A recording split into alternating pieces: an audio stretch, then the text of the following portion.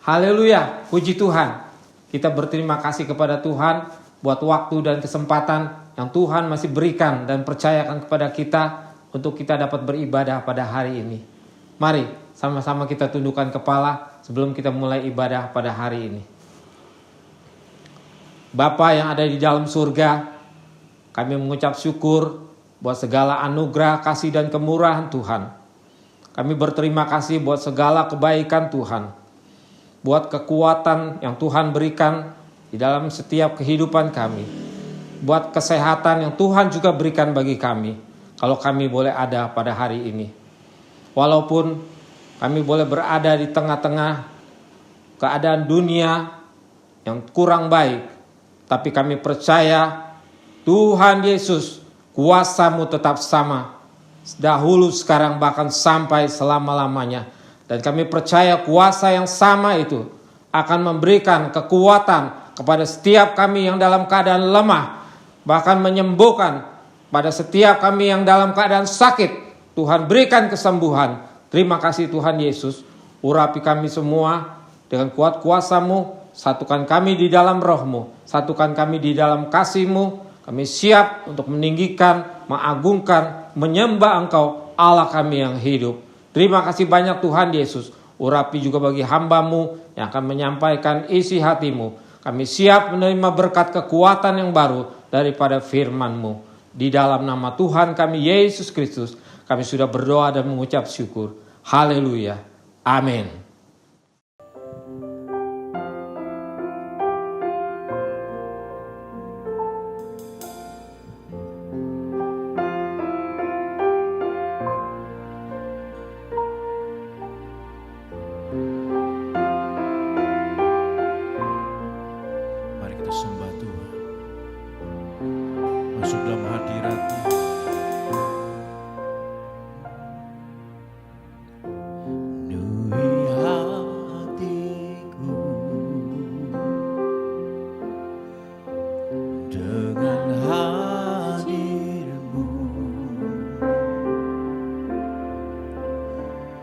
Ku rindu memandang wajah-Mu, oh Tuhan, di dalam kekudusan-Mu.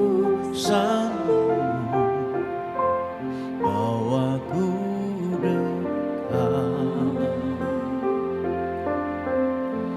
dalam hati-Mu.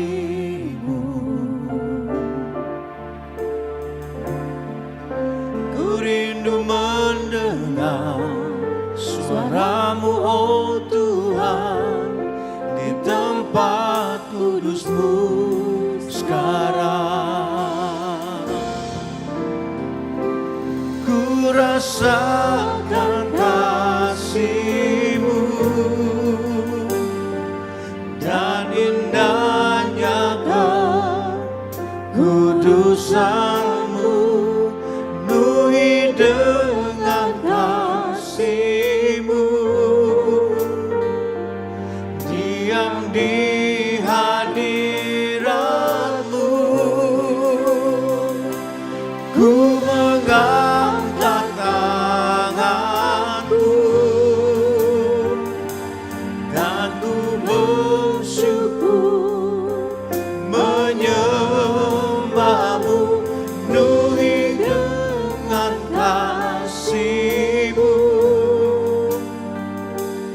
diam di hadirat-Mu.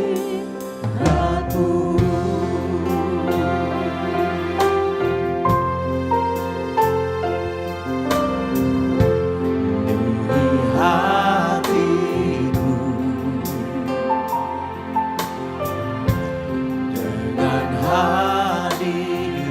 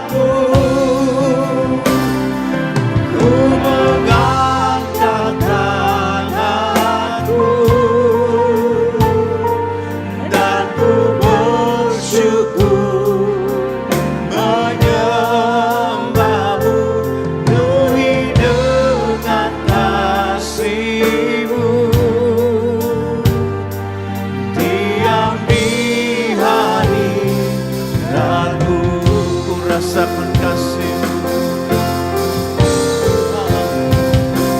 Ku rasakan kasih-Mu yang indah jangan kudusan-Mu, penuhi dengan kasih-Mu. Diam di hadirat-Mu, ku mengangkat tanganku dan ku bersyukur menyembah-Mu, penuhi dengan kasih-Mu. Diam di hadirat-Mu.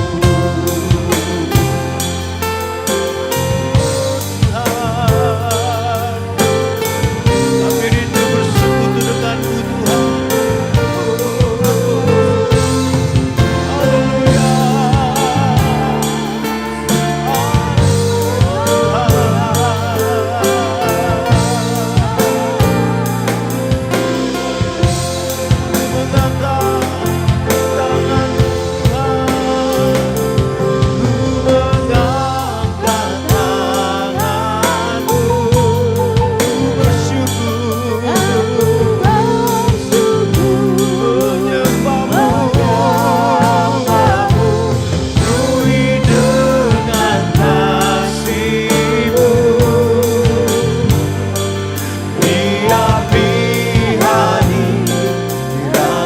Mari sembah Tuhan.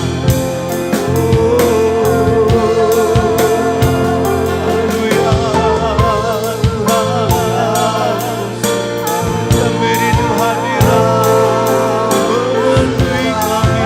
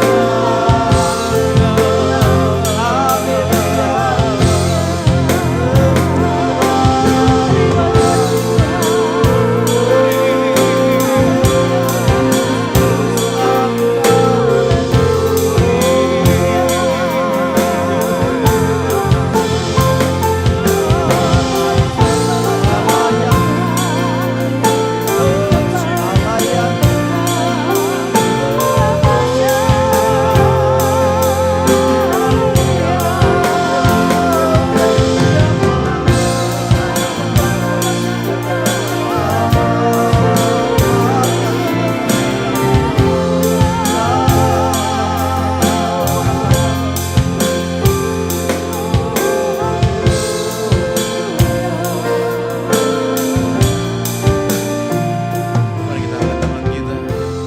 Kita katakan, ku mengangkat tanganku dan ku bersyukur menyembah-Mu, penuhi dengan kasih-Mu. Diam di hadirat-Mu, ku mengangkat tangan yang kami sembah dan ku bersyukur menyembah-Mu, penuhi dengan kasih-Mu. Kami rindu hadirat-Mu, Tuhan. Diam di hadirat-Mu,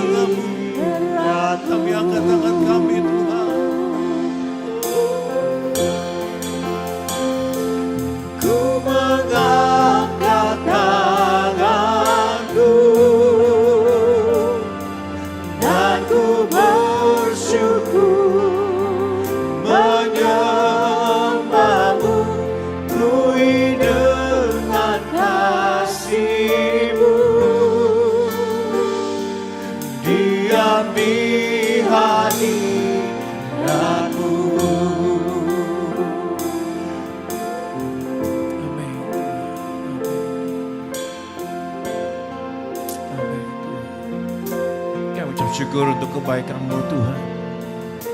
Kami ada hari ini karena Engkau Tuhan. Dunia boleh sulit, tapi kami punya iman Engkau tetap baik bagi hidup kami. Kami mengucap syukur Tuhan. Kalau detik ini kami bisa bernafas, kami mau melupakan segala kesulitan kami Tuhan. Tapi kami mau fokus dengan cinta-Mu Tuhan. Kami fokus dengan cinta-Mu, dengan kasih-Mu, dengan kebaikan-Mu Tuhan. Terima kasih Tuhan, terima kasih. Haleluya.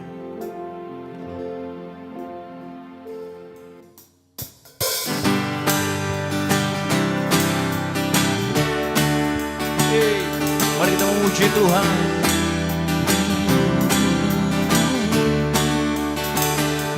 Kau terbesar dan mulia, ajaib semua perbuatan-Mu. Kau terbesar dan mulia, biarlah semua memuji-Mu.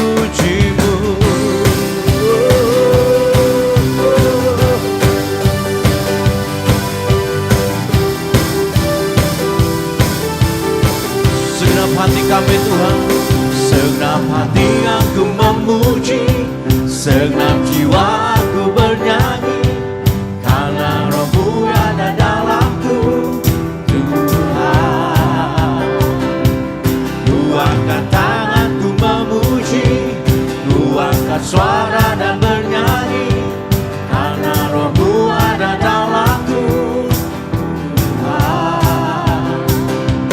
Mari menari memuji, ungkapkan sukacita di hati. Kau terbesar dan mulia, ajaib semua perbuatan-Mu. Kau terbesar dan mulia, biarlah semua memuji-Mu.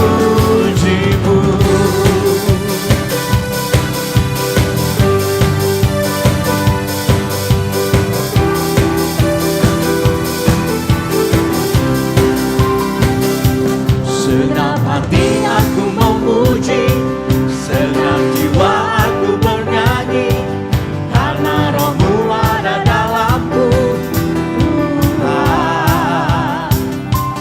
Ku angkat tanganku memuji, ku angkat suara dan bernyanyi, karena Roh-Mu ada dalamku Tuhan. Mari menari memuji, ungkapkan sukacita di hati. Kau terbesar dan mulia, ajaib semua perbuatan-Mu. Kau terbesar dan mulia, biarlah semua memuji-Mu.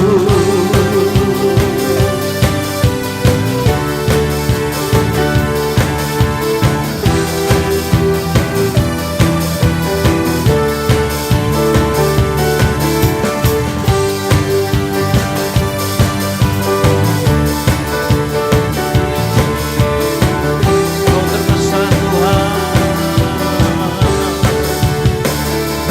Kau terbesar dan mulia, ajaib semua perbuatan-Mu.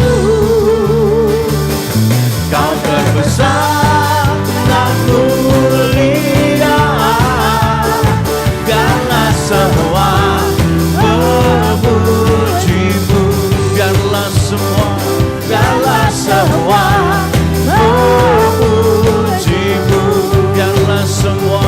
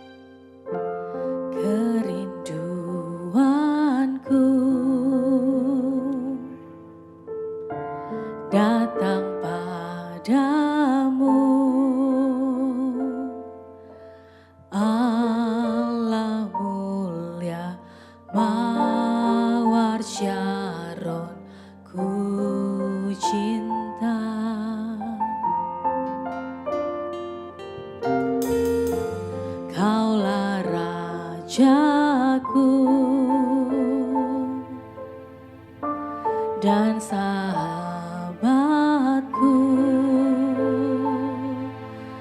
terindah, termanis Engkau bagiku.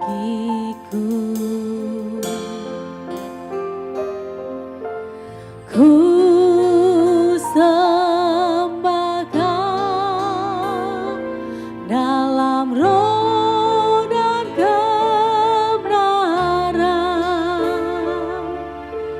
Ku sembah Kau dalam roh dan kebenaran. Tak seorang pun juga seperti Kau, Yesus.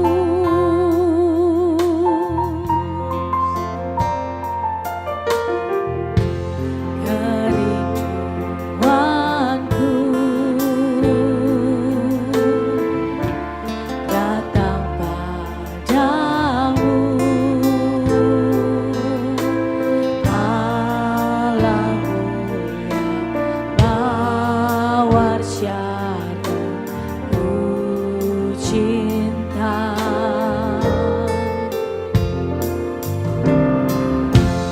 Kaulah Rajaku dan sahabatku, terindah, termanis Engkau bagiku. Katakan ku sembah Kau. Ku sembah Kau dalam roh dan kebenaran. Ku sembah Kau Tuhan. Ku sembah Kau dalam roh dan kebenaran. Tak seorang pun juga seperti Kau, Yesus. Katakan ku sembah Kau Tuhan. Ku sembah Kau dalam roh dan kebenaran.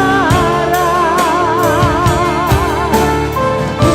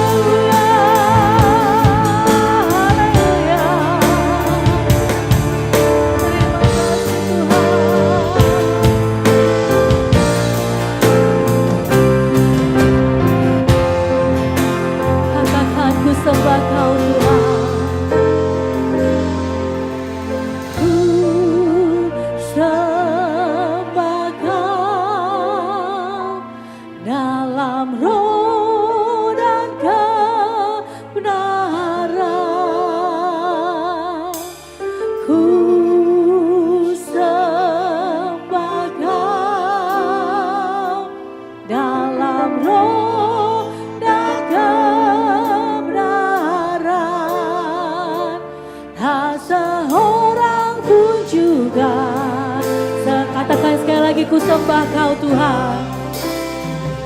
Haleluya, ku sembah Kau.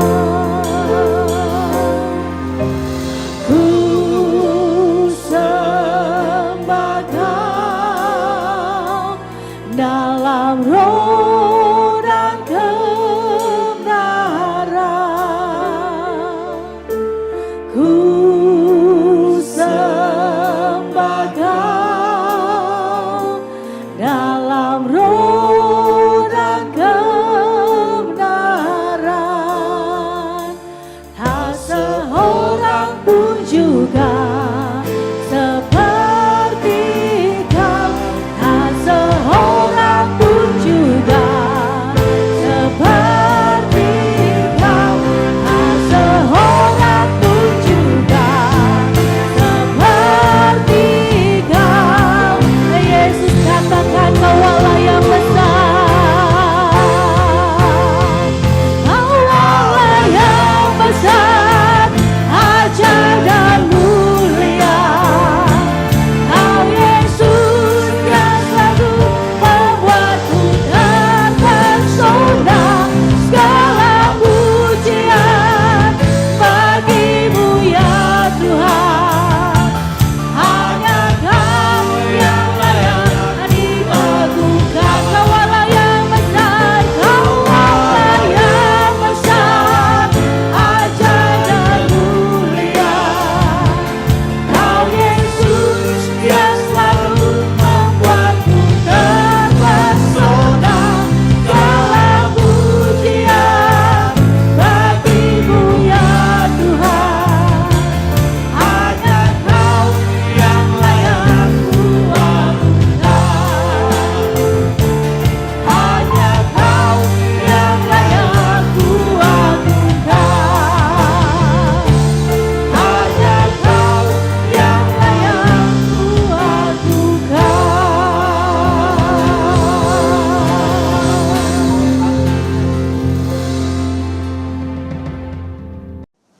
Mari sama-sama kita tundukkan kepala sebelum kita memberikan korban syukur kita kepada Tuhan. Kembali kami mengucap syukur kepadamu Tuhan. Kami berterima kasih buat segala berkat-berkat yang Tuhan sudah berikan dalam hidup kami. Dan kalau sebentar Tuhan, kami ingin memberikan korban syukur kami kepadamu. Ajar kepada kami untuk memberikan yang terbaik dengan hati yang penuh sukacita. Terima kasih banyak Tuhan Yesus. Di dalam nama Tuhan kami Yesus Kristus, kami sudah berdoa dan mengucap syukur. Haleluya. Amin. Bapak, Ibu, Saudara sekalian dapat memberikan persembahan melalui nomor rekening berikut ini.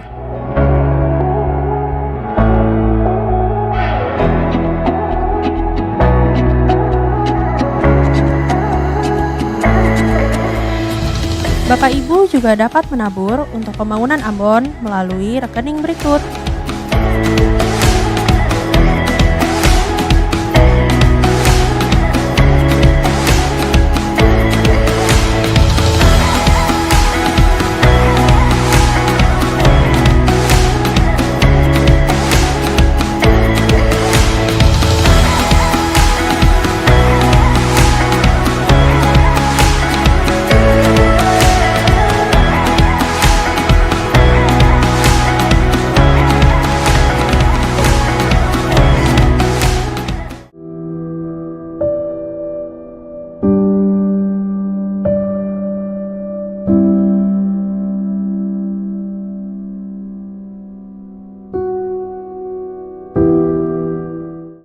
Haleluya, puji Tuhan. Shalom Ibu Bapak sekalian.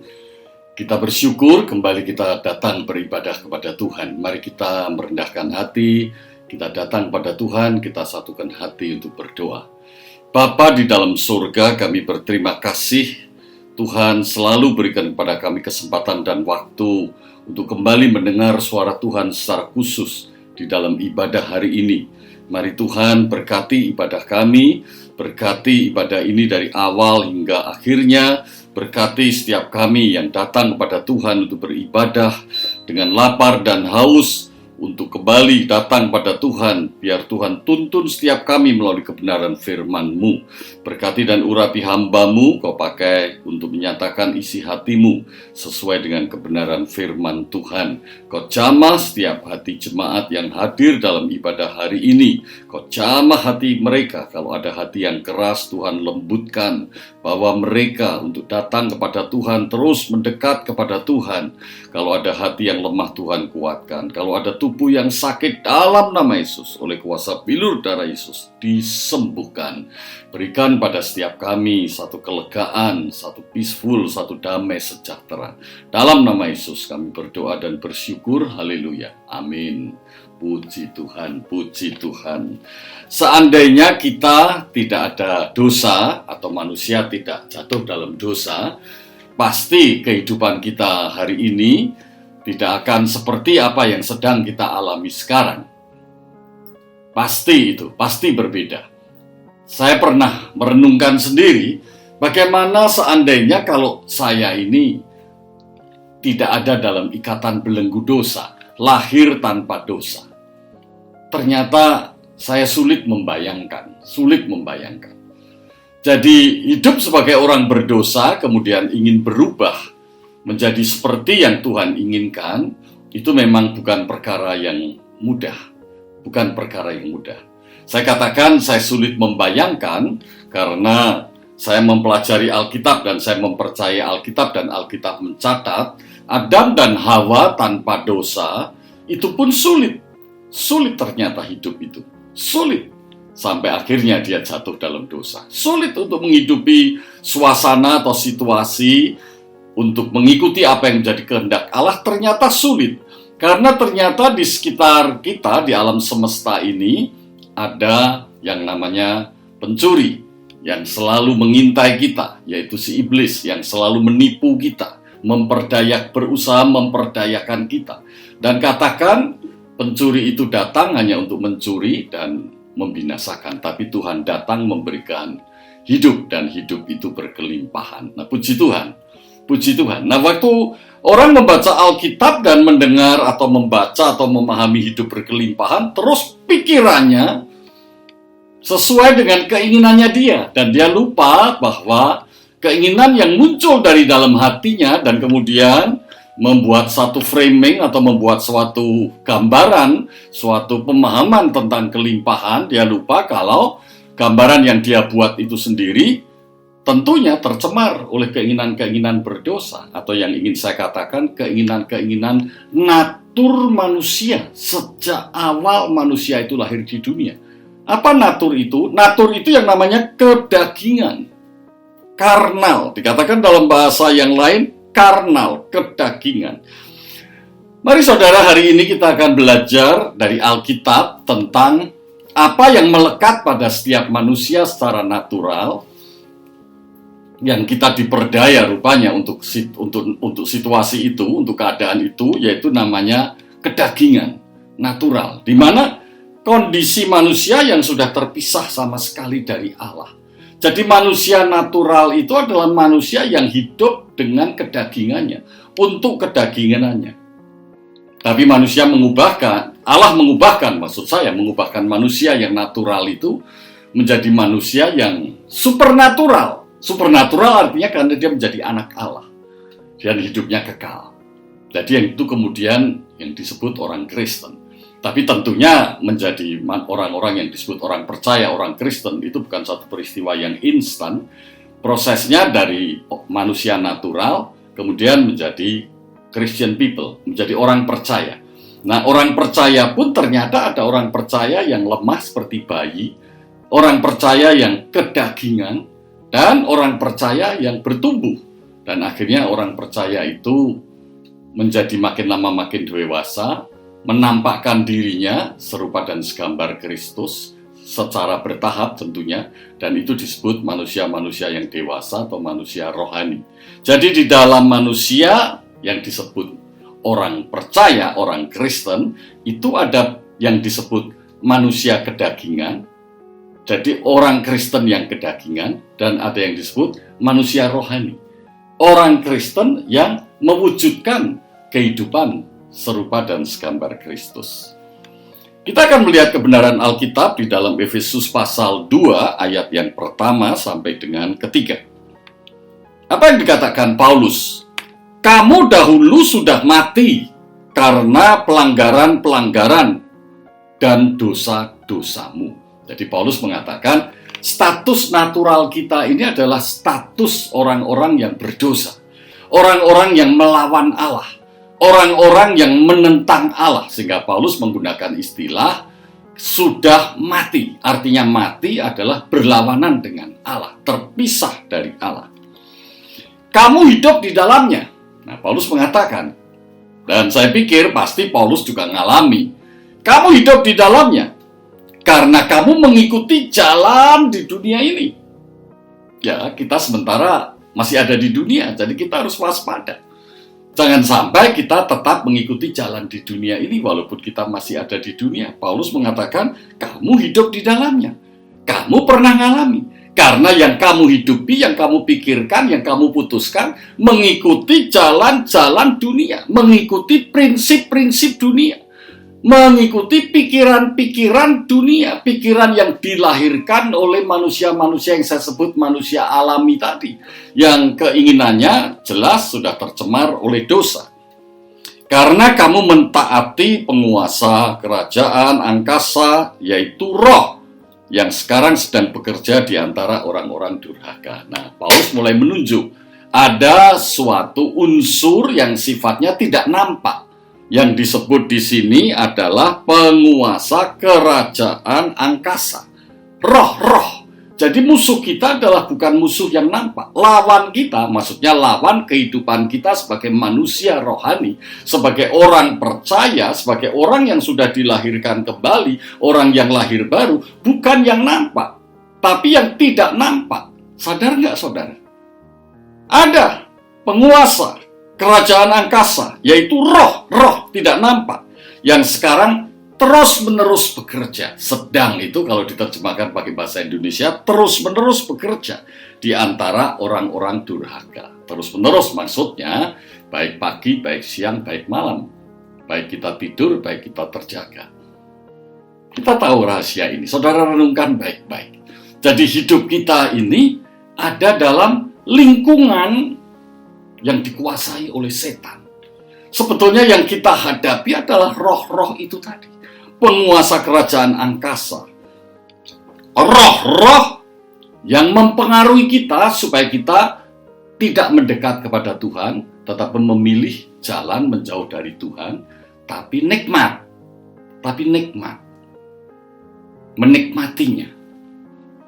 Makanya tadi saya katakan, orang kalau menerjemahkan bahasa di Alkitab berlimpah-limpah itu, kemungkinan besar persepsi saya pasti tercemar oleh keinginan berdosa. Sehingga menerjemahkan berlimpah-limpah itu adalah kelimpahan duniawi. Jadi yang salah bukan realita yang ditulis di Alkitab. Yang salah karena tidak menyadari dirinya adalah secara natural adalah manusia berdosa.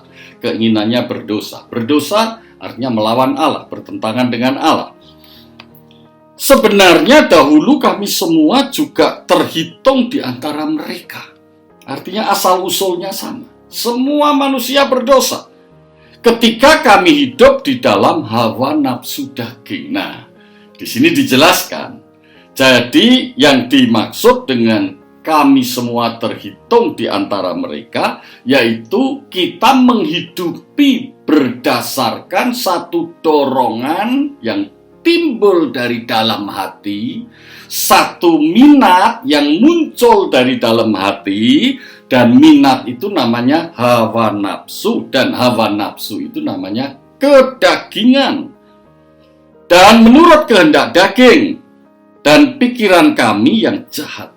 Jadi apa yang ada di dalam hati itu menentukan apa yang akan dikerjakan, apa yang akan diikuti, dan menentukan cara berpikir. Nah, kalau hatinya jahat, ya apa yang dikerjakan dan apa yang dipikirkan, apa yang dirancang, merealisasi apa yang diinginkan, yaitu hal-hal yang jahat, yang tercemar dengan kejahatan. tentunya yang dimaksud di jahat di sini, saudara, tidak selalu menggambarkan, oh jahat itu namanya KDRT, jahat itu namanya ngerampok. Jahat ini segala sesuatu yang sifatnya buruk, yang tidak sesuai dengan kehendak Allah. Buruk. Pada dasarnya kami adalah orang-orang yang harus dimurkai. Nah jelas, Rasul Paulus mengatakan kondisi alami kita ini yang terbawa sampai sekarang, meskipun sekarang sudah menjadi orang percaya, meskipun sekarang sudah menjadi bagian dari tubuh Kristus, meskipun sekarang mungkin dikatakan bahkan Paulus sendiri menjadi seorang rasul, tetapi Paulus menyadari pada dasarnya kami ini, kita ini, orang-orang ini pantasnya dimurkai sama seperti mereka yang lain. Puji Tuhan, kalau sekarang kita sudah menjadi orang percaya dan kita memperoleh upah dan hidup kekal, dan Tuhan sangat sabar dan setia kepada kita karena kita telah dipilih oleh-Nya, dan Tuhan tidak ingin dari satu pun kita akan terhilang, karena itu yang dikatakan Tuhan Yesus, bahwa Allah yang menyerahkan orang-orang itu kepada Tuhan Yesus menjadi orang-orang percaya. Allah mengendaki supaya jangan satu pun terhilang. Puji Tuhan. Itulah yang disebut anugerah. Jadi saudara tahu status kita orang percaya ada unsur kedagingan. Tapi kita hidup dalam anugerah. Puji Tuhan. Saya senang menyampaikan hal ini. Karena menjadi tidak frustrasi akibat kedagingan yang sudah terbawa ikut dalam kelahiran kita. Dan kita sudah lahir baru. Tetapi pengalaman atau hawa nafsu, keinginan kedagingan itu masih terbawa. Cuma kuasa dosanya itu sudah dikalahkan, sudah dipatahkan. Sengat maut itu sudah dikalahkan, tidak lagi berkuasa atas kita.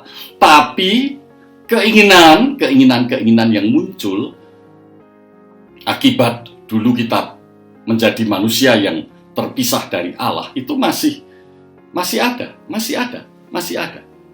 Kedagingan itu masih ada, dan kita harus menghadapinya itu. Nah, apa itu kedagingan? Kedagingan adalah sebuah keinginan atau kecenderungan yang muncul dari hati orang berdosa. Munculnya dari hati orang berdosa. Jadi sebetulnya kedagingan itu menurut saya masih berkaitan dengan apa yang disembah, apa yang dipuja. Sesuatu yang sudah terbawa dalam satu status kehidupan baru, tetapi keinginan untuk memuja yang pernah mengikat dalam status kehidupan yang lama, itu masih terbawa. Dalam status baru, dosanya sudah diampuni, betul. Dia di hadapan Allah adalah benar, betul. Dan dia memiliki hati yang baru, hati yang lembut, hati yang bisa merespon Allah. Hati yang bisa menurut Allah. Dan ada Roh Kudus di dalamnya. Betul. Tapi minat terhadap dosa itu masih ada. Dorongan untuk ingin berdosa itu masih ada. Tidak hilang. Masih ada. Tapi janji Tuhan, kita sudah diberi kuasa. Dan kita menang atas itu. Tapi tentunya kita menang kalau kita memang ingin menang. Kita menang kalau memang kita mengejar mau menang. Betul tidak? Tidak otomatis, tidak pasif, tidak instan. Jadi kedagingan itu kecenderungan kita berdosa. Yang melawan Allah. Dosa itu selalu melawan Allah. Yang menentang Allah. Dengan kata lain, kecenderungan untuk berdosa dan menentang atau mengabaikan Tuhan dalam hidup kita. Kecenderungan berdosa dan menentang, mengabaikan firman Tuhan dalam hidup kita. Makanya selalu saya katakan, kita hidup saat ini sebagai manusia baru harus melangkah di jalan yang disediakan Tuhan. Selalu kita, langkah awal kita menetapkan, langkah ini di jalan yang benar atau tidak. Nah, kalau, ini yang benar, jalan yang lain bukan yang jalan Tuhan. Oke, itu step pertama. Step berikutnya tentunya adalah pada waktu berjalan di jalan Tuhan harus dengan cara seperti yang Tuhan inginkan. Ini selalu saya ingatkan pada ibu bapak sekalian, merespon maunya Tuhan. Puji Tuhan. Jadi ciri kedagingan itu jelas hawa nafsu. Ciri kedagingan itu suatu selera dan bernuansa sensual, yaitu selera yang dapat memuaskan dirinya sendiri, selera tentang kenikmatan untuk dirinya sendiri, atau dikatakan kesenangan-kesenangan duniawi, dan orang mengatakan ini berlawanan dengan hal yang rohani, karena hal yang rohani itu kesenangan-kesenangan Tuhan. Kesenangan duniawi tidak dapat digabung campur aduk dengan kesenangan Tuhan. Tapi waktu kita melakukan apa yang Tuhan inginkan, Tuhan berikan kepuasan yang jauh lebih dalam daripada kita menikmati kesenangan duniawi. Iya. Pengalaman itu yang harus saudara dapatkan, supaya saudara tidak kembali pada kesenangan-kesenangan duniawi.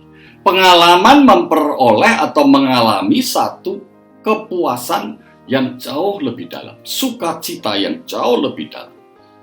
Jadi yang disebut kepuasan dan sukacita yang berasal dari Allah.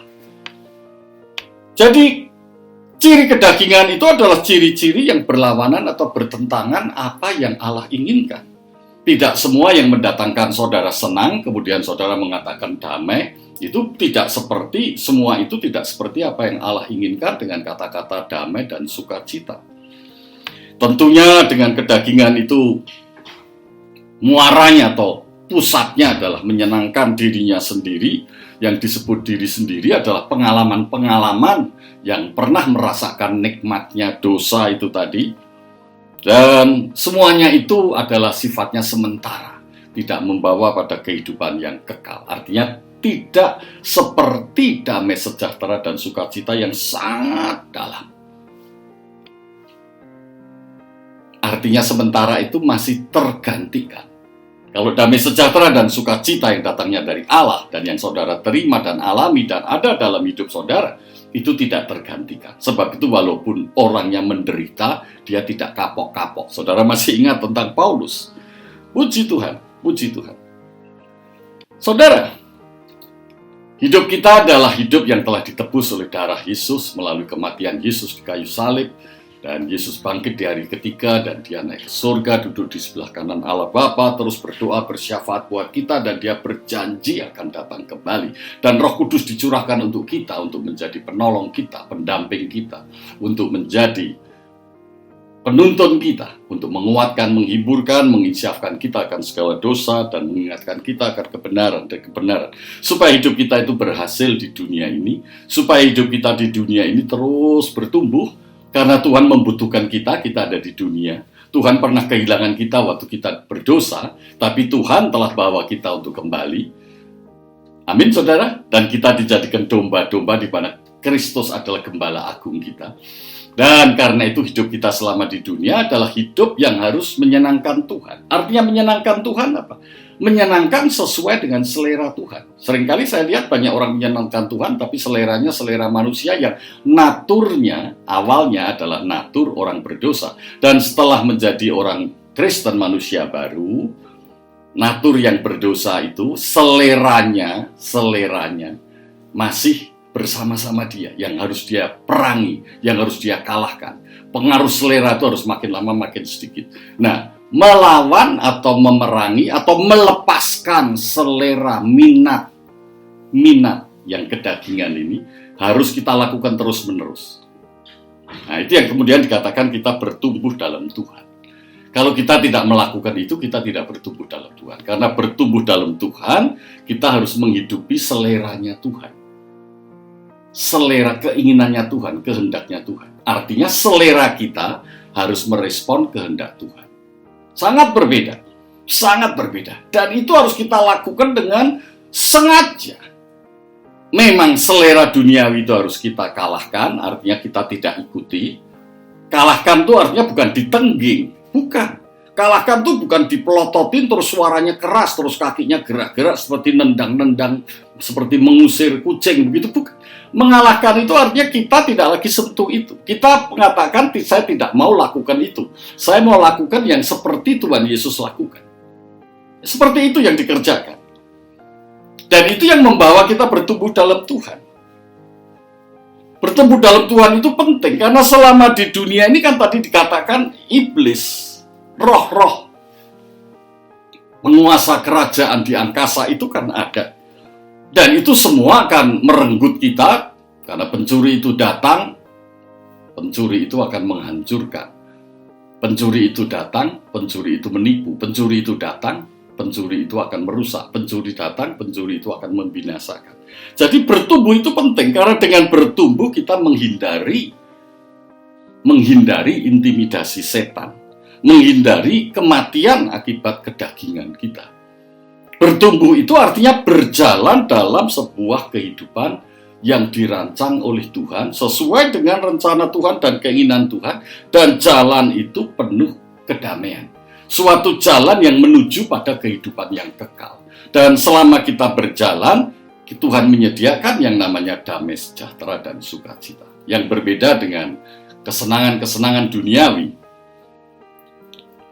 Dan supaya selama di dunia, kita sudah bisa mencicipi, merasakan sukacita surgawi nanti. Sudah bisa merasakan. Kalau saudara baca pengalaman Paulus, pengalaman Petrus, pengalaman Yakobus, pengalaman para murid Tuhan, jelas sekali. Bahkan pengalaman Tuhan Yesus sendiri. Selama di dunia sudah bisa mencicipi sukacita surgawi. Dengan kata lain, bertumbuh dalam Tuhan itu kita akan mengalami dan menerima semua yang diperlukan untuk menjalani kehidupan yang saleh, kehidupan yang baik, seperti yang Tuhan inginkan, yang sering dikatakan menjadi serupa dan segambar dengan Kristus. Meskipun kita masih berada di tengah-tengah dunia ini. Dan kelak, waktu kita dibangkitkan, maka kita diberi tubuh kemuliaan. Dan iman kita disempurnakan. Dan kita masuk ke surga. Dan di sanalah kita akan hidup kekal selama-lamanya. Saudara perhatikan di dalam 1 Korintus pasal 2 ayat 14-15. Tetapi manusia duniawi tidak menerima apa yang berasal dari roh Allah. Betul kan? Jadi dengan bertumbuh itu kita tidak menghidupi lagi manusia duniawi. Meskipun kita sudah lahir baru, tapi manusia duniawi ini jangan dihidupi. Kalau manusia duniawi dihidupi ini, kita tidak menerima apa yang berasal dari roh Allah. Artinya kita tidak mengalami sebetulnya apa yang Allah inginkan dan seperti apa yang Allah sediakan. Kita nggak mengalami. Ya termasuk secara emosional kita nggak mengalami. Nah seringkali kita tertipu tanda kutip, terkecoh tanda kutip, yang kita rasakan secara emosi senang, itu kita klaim, oh itu asalnya dari Tuhan. Nanti dulu, saudara baca Alkitab, renungkan baik-baik. Jangan tertipu oleh hawa nafsu duniawi. Karena hal itu baginya adalah suatu kebodohan. Jadi Rasul Paulus mengatakan, manusia duniawi itu tidak menerima apa yang disediakan oleh Allah. Karena menurut dia, apa yang disediakan Allah itu tidak senikmat dengan apa yang sudah dia alami, seperti yang disediakan oleh dunia. Sehingga dianggap kalau mengikuti kehendak Allah itu kebodohan. Dan ia tidak dapat memahaminya. Jadi memang Alkitab mengatakan, buat orang yang masih terpikat dengan selera kedagingan, sulit untuk bisa memahami apa yang disediakan oleh Allah melalui Roh Kudus. Sulit. Sebab hal itu hanya dapat dinilai secara rohani. Jadi menurut saya, ya memang substansinya beda. Kerangka berpikirnya beda. Jadi beda. Tapi menurut saya itu sebetulnya letaknya ada di dalam hati. Yang belum seluruhnya. Totally, belum seluruhnya. Hati itu hanya memuja Allah di dalam Tuhan Yesus Kristus. Tetapi manusia rohani menilai segala sesuatu, tetapi ia sendiri tidak dinilai oleh orang lain. Jadi jelas kan? Jadi jelas. Beda sekali manusia rohani dan manusia duniawi. Beda sekali. Di sini saya bisa mengerti dalam penggembalaan, dalam membimbing orang. Ini orang sudah jadi orang Kristen. Katanya dia sudah hamba Tuhan. Katanya dia pelayan Tuhan. Katanya buah-buah pelayanannya begitu dahsyat. Loh, tapi kualitas hidupnya sebagai pribadi yang disebut pribadi manusia baru. Kualitas kerohaniannya yang mencerminkan serupa dan segambar Kristus. Ya tentunya belum persis serupa, tapi dalam perjalanan menuju serupa segambar, tentunya kan ada buah-buah roh yang, kemudian buah-buah roh itu yang meliputi seluruh kehidupannya. Kok nampaknya tidak jelas? Loh, padahal prestasi pelayanannya jelas. Tapi kualitas pribadinya kok nampaknya menjadi pribadi yang serupa segambar Kristus kok belum jelas-jelas. Padahal sudah lama. Buat saya itu bisa mengerti. Buat saya itu bisa mengerti. Bisa paham. Karena saya paham Alkitab membimbing saya untuk melihat perkembangan manusia itu memang secara gradual.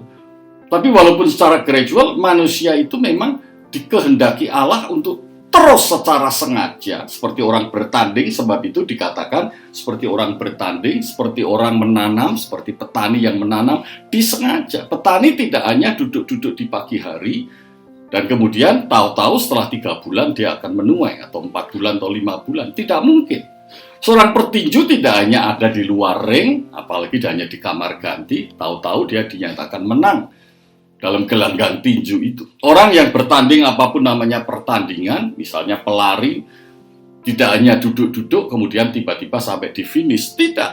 Jelas ada tujuannya, ada aturannya, dia menginginkan dan kemudian ada hasilnya seperti yang dikehendaki Tuhan. Jadi orang Kristen atau orang percaya, apakah bisa masih memiliki ciri-ciri kedagingan? Kalau menurut uraian yang saya baca dari firman yang saya sampaikan saudara, menurut saya jelas masih bisa. Masih bisa. Dia memang mengakui Kristus sebagai Tuhan dalam hidupnya. Jadi dia orang yang percaya. Dia believer. Dia orang percaya. Dia sudah lahir baru. Ya sudah. Ya sudah. Karena dia sudah menerima hati yang lembut. Hati yang baru. The heart of flesh. Di mana di hati itu ada Roh Kudus. Dan hati itu bisa membawa dirinya taat sama Tuhan. Tadinya hati yang lama, the heart of flesh, bukan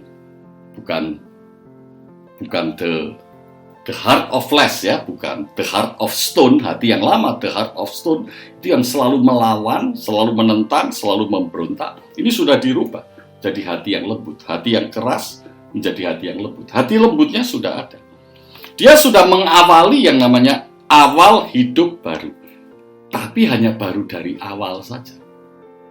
Hanya awal saja, saudara harus tahu. Dan sejak itu kan dia harus melawan dosa-dosa. Harus melawan selera-selera, harus lawan minat-minat yang diwarnai dengan keinginan dagingnya.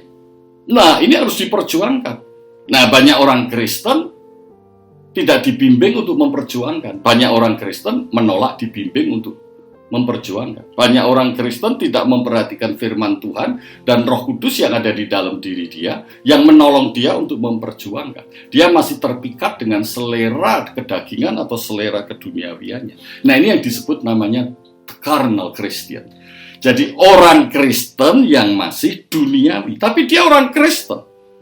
Jadi kedagingannya itu yang membawa hidup dia korup. Membawa hidup dia tidak seperti apa yang Allah inginkan. Kualitas manusianya jadi rusak. Karena hidup yang merusak dia itu masih tersisa, masih ada di dalam diri dia. Dan itu pengaruhnya kuat sekali.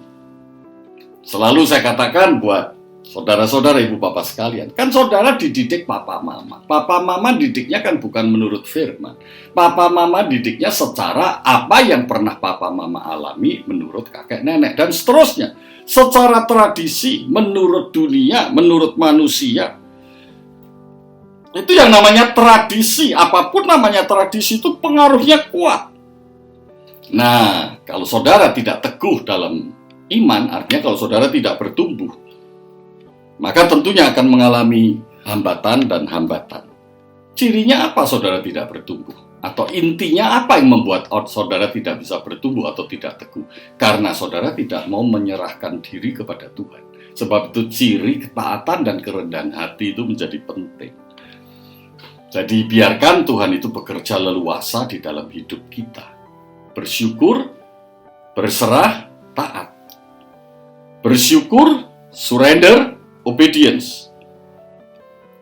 Nah, orang yang hidupnya di dalam kedagingan, walaupun dia adalah orang percaya atau orang percaya yang kedagingan, maka hidupnya akan mengalami dari satu masalah ke masalah berikutnya. Sehingga seringkali kemudian dia mengatakan, Tuhan tidak adil, apa Tuhan itu ada? Katanya saya sudah percaya, Saya percaya Yesus, saya sudah undang Yesus untuk masuk di dalam hati saya. Nah, itu kan ungkapan percaya waktu awalnya. Waktu awal saja. Kan harus dijalani dari detik ke detik, menit ke menit, jam ke jam, waktu ke waktu, hari, bulan, tahun, dan seterusnya. Dan itu yang membuat saudara bertumbuh dan kuat. Kalau saudara selalu mendengar Roh Kudus, ikuti tuntunan Roh Kudus, saudara belajar firman Tuhan, ikuti petunjuk firman Tuhan. Dan saudara jangan menolak. Dan saudara betul-betul mempercayai dan menerima kekuatan Yesus yang sudah saudara terima dan alami. Pakai sepenuhnya kekuatan supernatural yang sudah ada dan disediakan oleh Tuhan Yesus bagi engkau yang percaya pada Dia. Saudara jangan ragukan kekuatan itu. Bukan kekuatan yang ada di dalam diri kita. Sering keliru. Menurut ilmu duniawi, selalu mengatakan dalam dirimu ada kekuatan. Tidak, saya tidak mengatakan begitu. Dalam dirimu ada potensi. Tidak, saya tidak mengatakan begitu. Tidak. Coba saudara baca Roma pasal 10 ayat yang ke-9. Mari kita baca. Sebab jika kamu mengaku dengan mulutmu bahwa Yesus adalah Tuhan dan percaya dalam hatimu bahwa Allah telah membangkitkan Dia dari antara orang mati, maka kamu akan diselamatkan. Kita harus percaya, harus mengaku, harus yang ada di dalam hati yang kita percaya, yang kita akui sebagai Tuhan, penguasa di dalam hidup kita. Hanya Yesus, dan Dia tidak pernah gagal. Di dalam Kisah Rasul pasal 3 ayat yang ke-19, kita diingatkan, karena itu sadarlah dan bertobatlah. Jadi penulis kitab Kisah Rasul itu tahu, selama kita ada di dunia, tidak ada orang satupun yang tidak terkecuali melakukan kesalahan karena mengikuti selera kedagingan. Tapi kita harus sadar dan bertobat. Yohanes mengatakan bersadar dan bertobat, berbaliklah dan mengaku dosa, dan Tuhan akan mengampuni, dan kita kembali dijadikan baru. Puji Tuhan. Kesempatan selalu diberikan oleh Tuhan, dan Tuhan selalu menuntun hidup kita. Jadi dalam kehidupan sebagai orang Kristen, orang percaya yang lahir baru tapi masih hidup dalam kedagingan, itu proses yang namanya pendewasaan atau proses berubah. Proses berubah menjadi berbuah, itu yang namanya pengudusan akan menjadi terhambat dan lambat. Status ini, kondisi ini ada pada orang percaya yang masih hidup dalam kedagingan. Roma pasal 8 ayat 13 dikatakan oleh Rasul Paulus, sebab jika kamu hidup menurut daging, kamu akan mati. Tetapi jika kamu hidup oleh roh, jika oleh roh kamu mematikan. Jadi hanya hidup oleh roh, mematikan perbuatan-perbuatan tubuhmu, perbuatan-perbuatan kedaginganmu, dan kamu akan hidup. Dan akan hidup, artinya hidup di sini adalah mendekat pada Tuhan. Jadi kehidupan rohani kita makin dewasa, makin kita hidupnya makin lama makin mendekat kepada Tuhan. Kalau kita hanya bergantung pada Roh Kudus, bergantung kepada firman Tuhan. Saudara sudah paham semua ya? Orang Kristen lahir baru tapi masih kedagingan. Kok bisa? Ya bisa. Memang itu ditulis di Alkitab. Ya bisa. Karena itu orang Kristen setelah terima Yesus lahir baru, saat itu dia harus deklarasikan, aku mau berjuang, aku mau bertempur, aku mau bertanding, aku mau melawan. Apa yang dilawan? Pengaruh daripada roh yang tidak nampak. Yang dilawan sebetulnya yang tidak nampak, yang mempengaruhi hati kita, mempengaruhi apa yang muncul sebagai selera, sebagai minat, apa yang kita puja, apa yang kita sembah, apa yang kita jadikan sesembahan, apa yang kita sukai, apa yang kita prioritaskan. Jadi orang Kristen yang lahir baru, tapi dia kehidupannya bertumbuh, atau yang disebut spiritual Christian, atau yang disebut Christian spiritual, atau orang Kristen yang bertumbuh menjadi dewasa. Bedanya apa sih Pak Dwijo? Orang Kristen yang lahir baru, tapi terhambat, tidak bertumbuh menjadi dewasa, dengan orang Kristen yang lahir baru, tapi hidupnya bertahap tumbuh menjadi dewasa. Jujur, kadang-kadang saya tidak bisa membedakan. Jujur, kadang-kadang saya tidak bisa membedakan. Bahkan jujur, seringkali tertipu oleh macam-macam demikian, oleh macam-macam jenis orang yang seperti ini, tertipu. Taunya ya setelah kelihatan akibatnya, sering tertipu. Saya pikir dia betul-betul sudah dewasa kalau melihat apa yang dia telah berbuat dalam kehidupan dia sebagai orang Kristen. Jadi bedanya tipis sekali, susahlah, dan menurut saya tidak perlulah membeda-bedakan. Kita bersama-sama saling mendukung satu dengan yang lain, saling mengingatkan. Jadi menjadi orang Kristen yang sudah lahir baru dan mengalami pengudusan, mengalami suatu perubahan, bertumbuh dan berubah, itu adalah suatu proses yang bertahap, step by step. Lapisan demi lapisan. Kristus yang bertahta di dalam hati mereka. Jadi di dalam hati itu ada Kristus dan diikuti. Dan apa yang Kristus inginkan, jadi firman Tuhan itu diikuti. Berkuasa di dalam hidupnya. Dan dia menggunakan kuasa itu untuk mengalahkan kedagingan. Nah, di sini keplesetnya atau misleading. Tuhan memberi kuasa, tapi kuasa itu digunakan untuk memuaskan kedagingan. Nah, misleadingnya di situ. Nah, dia nggak akan bertumbuh menjadi dewasa. Kalau kita diberi kuasa, kuasa itu kita pakai, betul-betul kita pakai. Tuhan melengkapi pengetahuan dan hikmat, dan kita pakai sesuai dengan kehendak Tuhan. Dan salah satu yang Tuhan paling kehendaki, yang penting sekali, kita adalah jangan menjauh dari Tuhan, makin mendekat pada Tuhan. Artinya kita harus melawan kedagingan kita. Melawan selera-selera, minat-minat yang berasal dari dosa, dari kenikmatan dunia. Karena kedagingan itu pengaruhnya masih ada, masih tersisa. Kalau kita tidak lawan, lama-lama pengaruhnya makin besar. Tapi kalau kita lawan, justru pengaruh surgawi, pengaruh supernatural yang Tuhan berikan buat kita untuk melawan makin besar. Sehingga hidup kita makin lama makin spirituality, makin lama makin menjadi serupa dan segambar dengan Tuhan Yesus. Jadi manusia yang sudah lahir baru, orang Kristen, orang percaya yang sudah lahir baru dan bertumbuh, yang disebut mengalami pengudusan atau yang disebut manusia rohani, itu makin hari hidupnya akan makin selaras dengan apa yang Roh Kudus inginkan. Dan akan nampak sebagai buah-buah dalam kehidupannya yang disebut kemudian buah-buah Roh Kudus. Makin lama makin mempengaruhi hidupnya, makin lama makin banyak, makin lama makin jelas. Makin lama makin mempengaruhi, makin lama pengaruhnya makin banyak, makin lama perubahan hidupnya makin jelas. Nah, kapan ini terjadi? Tentunya pada waktu betul-betul di hati, dari hati, selera kita, saya sebut hati itu tempat selera kita, itu hanya Tuhan Yesus. Hanya Tuhan Yesus dan seluruh kehendaknya. Dan Roh Kudus sepenuhnya yang akan menuntun, memimpin, dan akan menjadi sahabatnya. Yang terakhir, tentunya kita semua ingin tahu bagaimana caranya berubah. Hanya ada satu kalimat yang saya sampaikan. Tinggalkanlah berhala di hatimu. Tinggalkan berhala di hatimu. Apa yang kau sembah? Kata sembah seringkali dikaitkan worship. Worship bukan berarti ada musik. Bukan berarti itu. Worship tidak selalu dikaitkan dengan musik. Tanpa musik pun orang kalau mau worship juga bisa. Karena itu dikatakan kalau menyembah Allah, sembahlah dalam roh dan kebenaran. Mari kita baca di dalam Roma 1 ayat 18-25. Kita akan baca beberapa ayat saja yang penting. Nanti saudara baca semuanya. Ayat 21, sebab sekalipun mereka mengenal Allah, mereka tidak memuliakan Dia. Coba saudara perhatikan. Mereka kenal tapi tidak memuliakan Dia sebagai Allah.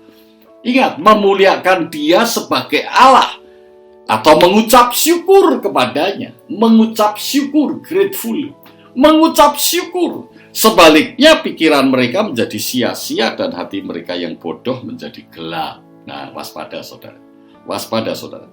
Mereka berbuat seolah-olah mereka penuh hikmat. Ayat 22. Tetapi mereka telah menjadi bodoh. Tadi sudah saya uraikan. Ayat 23, mereka menggantikan kemuliaan Allah yang kekal, yang tidak fana dengan gambaran yang mirip-mirip dengan Gambaran yang mirip dengan manusia yang fana, burung-burung, binatang-binatang, bangunan gedung yang besar, yang indah, yang mewah, yang lain-lain lah. Yang berkaki 4, binatang yang menjalar, dan semuanya saya tambah tadi, bangunan yang besar, yang indah, yang mewah, itu saya tambahkan saja. Itu saya tambahkan saja. Kalau di sini semua yang kelihatan digantikan, ya, menggantikan kemuliaan Allah yang tidak fana, yang kekal, tapi digantikan dengan hal yang kelihatan, yang memikat indera manusia. Segala sesuatu yang memikat daya tarik kepada manusia, memikat daya tarik. Sampai orang, nah, hati-hati itu. Kita tidak perlu mendapatkan respon dari sekitar kita. Kalau ada orang merespon, kita kembalikan kepada Allah. Sebab ayat 25, mereka menggantikan kebenaran Allah dengan dusta, dan memuja dan menyembah makhluk dengan melupakan penciptanya yang harus dipuji selama-lamanya. Jadi intinya yang harus ditinggikan itu Allah. Hati kita ini jangan meninggikan yang lain. Intinya hati kita itu jangan terpikat yang lain. Meskipun ada apanya, ada bridgingnya, ada penyambungnya, ada sambung, ada namanya apa itu, penghubungnya, bridging, penghubungnya. Saya mau memulihkan Allah dengan apa? Saya mau bikin sekolah kampus yang besar sekali. Kalau sudah bicara mau bikin kampus yang besar, menarik perhatian orang, saya sanksi. Benar nggak memuliakan Allah? Kayaknya Tuhan tidak pernah perintahkan hal-hal begitu. Nah, cuma memang ada kalimat, kamu nanti akan melakukan perkara-perkara yang lebih besar. Terus arti lebih besar itu terus dikembangkan dengan selera kedagingan. Jadinya orangnya punya pikiran, kalau saya bikin rumah nanti memuliakan Allah, rumah ini akan saya pakai untuk menyembah Tuhan, rumah saya harus yang mewah sekali. Nah, itu saya katakan misleadingnya ada di situ. Saudara perhatikan di Perjanjian Lama, Yeskiel pasal 14. Maka datanglah firman Tuhan kepadaku, hai anak-anakku, orang-orang ini menjunjung berhala mereka dalam hatinya, dan menempatkan di hadapan mereka batu sandungan, yang menjatuhkan mereka ke dalam kesalahan. Apakah aku mau mereka meminta petunjuk daripadaku? Apakah aku mau mereka minta petunjuk daripadaku? Ini Yeskiel pasal 14 ayat 2. Saudara nanti bisa perhatikan mulai baca ayat 1 sampai ayat 8. Kemudian ayat yang ke-6. Oleh karena itu katakanlah kepada kaum Israel, beginilah firman Tuhan Allah, bertobatlah dan berpalinglah dari berhala-berhalamu. Bertobatlah dan berpalinglah dari apa yang telah memikat hatimu selain Tuhan Yesus. Dan palingkanlah mukamu dari segala perbuatan-perbuatan yang keji. Yuk, kita sekarang berlomba-lomba. Berlomba-lomba apa, Pak? Kalau kita terpikat oleh Tuhan Yesus, apa yang harus kita wujudkan? Apa yang harus kita kerjakan? Apa yang harus kita lakukan? Pikirkan dalam hati. Saudara, jadi caranya gimana berubah? Jadikan hati menjadi target utama. Maksudnya apa? Target utama untuk membawa hidup kita perubahan. Caranya bagaimana? Tadi saya katakan, di dalam hati munculnya minat, munculnya selera, munculnya pujaan, biar hanya Yesus yang kita puja. Tidak ada yang menyenangkan saudara yang lain kecuali Yesus yang menyenangkan saudara. Jangan sampai engkau terpikat dengan hal-hal yang nampak dari secara indrawi yang membuat saudara merasa senang. Hati adalah sumber kehidupan. Sering orang mengatakan mission center. Ada orang yang mengatakan mission center. Di dalam Amsal pasal 4 ayat 23. Dari situlah terpancar segala kehidupan. Apa yang tampak dari luar itu sebetulnya mengungkapkan apa yang ada di dalam hati. Makanya kan saya selalu bilang, apa yang dipuja seseorang, apa yang memikat hati dia, kelihatanlah dari apa yang dikerjakan sehari-hari. Saudara, saya percaya kalau hatimu kau jaga baik-baik dan hatimu kau jadikan target utama untuk rubah, kamu minta Tuhan untuk menyelidik hatimu. Biar Tuhan yang menunjukkan sedalam-dalamnya apa yang ada di dalam hatimu. Hanya Tuhan yang bisa melakukan itu. Maka perubahan akan nyata terjadi. Kalau saudara ingin berubah, hati ini harus diarahkan. Hati ini harus terbuka di hadapan Tuhan. Dan biarlah Tuhan sendiri yang bisa mengarahkan hatimu. Dan kau ikutin apa yang Tuhan inginkan. Saya akan akhiri Matius pasal 23 ayat 26, kita baca bersama. Mari coba kita baca bersama 2 dan 3. Hai orang Farisi yang buta, bersihkanlah dahulu sebelah dalam cawan itu, maka sebelah luarnya juga akan bersih. Dan firman ini ya dan amin. Kalau hati bersih, maka semua yang dilakukan juga akan bersih. Nah, untuk membersihkan hati ini harus terus-menerus, bertahap. Tapi pastikan, dalam kondisi dunia yang seperti saat ini, pasti ada sesuatu yang Tuhan inginkan. Salah satunya, saya yakini, bersihkan hatimu. Kedatangan Tuhan sudah dekat. Siapkanlah menyambut kedatangan Tuhan. Tuhan memberkati. Puji Tuhan. Mari kita tunduk kepala. Tuhan Yesus, terima kasih Tuhan telah berbicara kepada kami melalui kebenaran firman-Mu. Bersihkanlah hati kami. Lihatlah hati kami ya Tuhan, ketahuilah hati kami yang Tuhan. Tuntunlah kami Tuhan. Bimbing kami di jalan sesuai dengan kehendak-Mu. Ingatkan kami, tegur kami pada waktu kami memilih jalan yang salah. Dan berjalan dengan cara-cara yang salah di jalan-jalan yang Tuhan sudah tunjukkan. Terima kasih, biarlah kuasa Roh Kudus yang terus mengerjakan kebenaran firman Tuhan di dalam setiap hati kita, setiap hati jemaat. Dan kami boleh terus berharap hanya kepada Tuhan dalam hidup ini. Dan pengharapan Tuhan itu ya dan amin. Kuasa Tuhan begitu luar biasa yang memampukan kami untuk hidup seperti yang Tuhan mau. Terima kasih. Saudara yang saya kasih Tuhan hari ini, kalau engkau mempunyai satu komitmen baru, Tuhan, tiliklah hati kami, ketahuilah hati kami. Dan saudara menyediakan hatimu untuk diubah. Saudara boleh taruh tangan kanan saudara di dada kiri saudara. Tuhan, katakan bersama, Tuhan perbaharui hati kami. Perbaharui hati kami. Kami tidak hanya mengundang Yesus sebagai Tuhan dan Juru Selamat kami, tapi kami mempersilahkan Yesus dengan leluasa untuk menguasai seluruh hati kami. Mulai saat ini juga, dalam nama Yesus. Amin. Tuhan memberkati.